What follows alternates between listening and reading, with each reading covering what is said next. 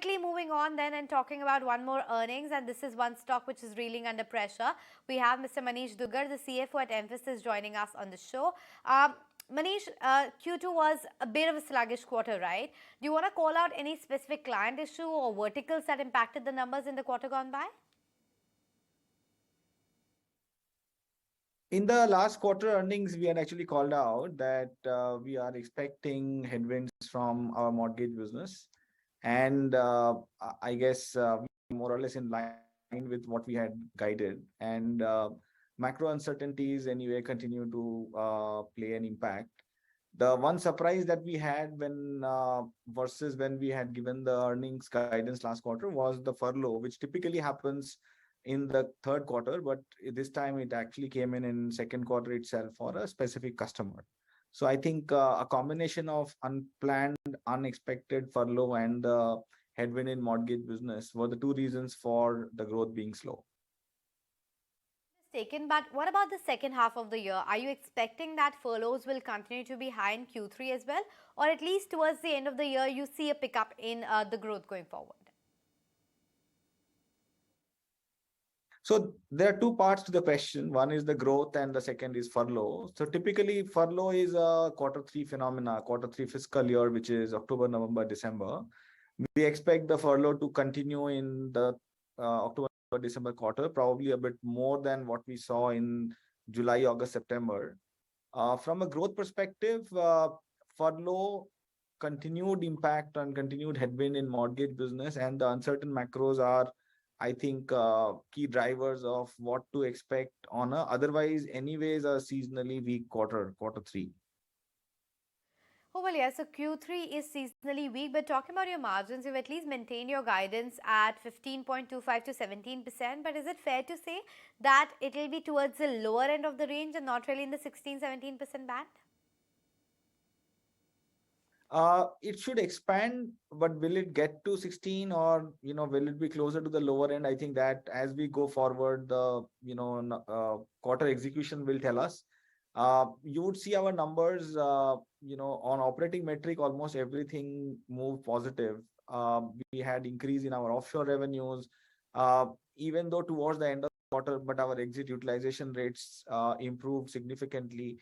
And we also continue to execute on not increasing too much headcount. So effectively non-billable headcount reduced as well. So I think the current visibility is the operating metric should look similar improvement in Q3 as well. And as that happens and we get some other operating benefits of reduced cost of stock compensation and reduced cost of M&A charges, we should continue to see an expansion. Now, how fast and how much of that will flow into the bottom line will depend on how the supply situation continues to be, and which is why it's a little difficult at this point in time to say whether it will be closer to 16 or closer to the lower end.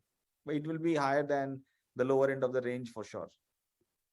Hold that thought. Just wanted to flag out the important flash at the bottom of the screen. It seems like Bandhan Financial has got the RBI nod to invest in IDFC AMC.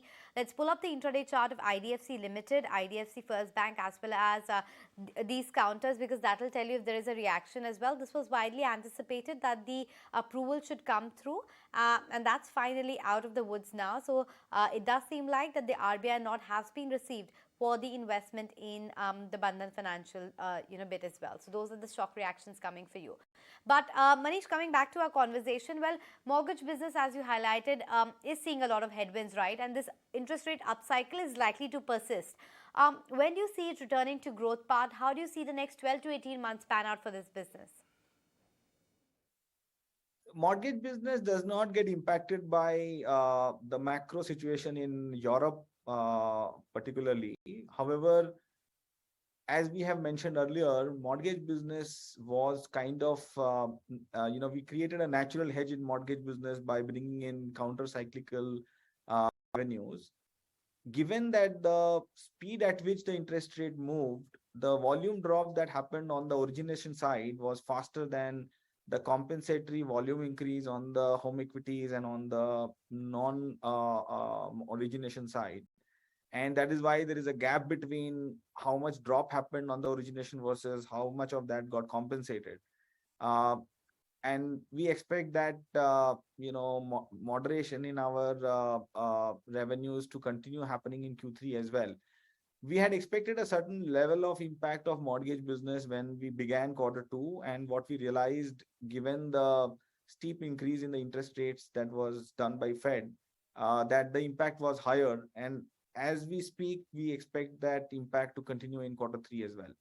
uh, it's hard to say what the when the growth will come back, because it's a lot dependent on when the interest rate reversal happens, and as we all know that that probably is a little bit difficult to predict at this point in time.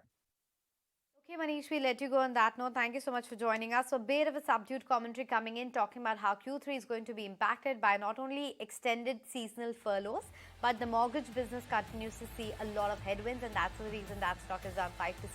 Slipping into a very short break, and we'll be right back.